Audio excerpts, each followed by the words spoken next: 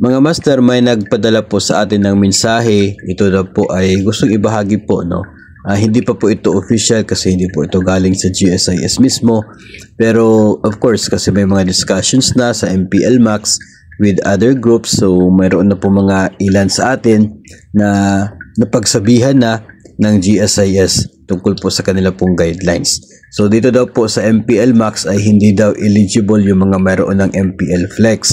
No, at ang magiging computation daw ng loanable amount ay pareho pa rin sa MPL Flex na existing ngayon, except kapag more than 15 years na ay times 19 ng basic salary ang maximum loanable amount. At ito daw po ay over the counter ang application, magsa-set up lang ng appointment through the GSIS Touch. So ito po ay para pong marites sa atin, no, na informasyon, no. Again, gusto ko po linawin, ito po ay hindi pa po kinumpirma po, no? Hindi po ito confirmed kasi hindi pa naman po ito available sa public through the GSIS na website at sa Facebook po nila.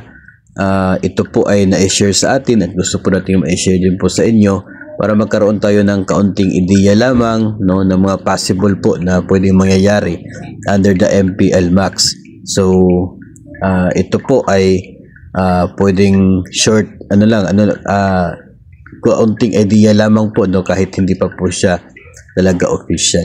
So marami po ang mga hindi nasiyahan sa ganitong setup, no, na hindi eligible yung mga nasa meron ng MPL Flex, no, pero nakikita po natin dyan is gusto pong mailimit yung total loan sa GSIS kasi if in case po na tayo ay mag-retire o kaya ay mag-resign, tapos sobrang laki ng ating utang kasi maximum sa MPL Flex, maximum sa MPL Max. Ang tendency po niyan ay magre-retire na wala makukuha at mayroon pang utang na maiiwan, ibabawas mula sa pension.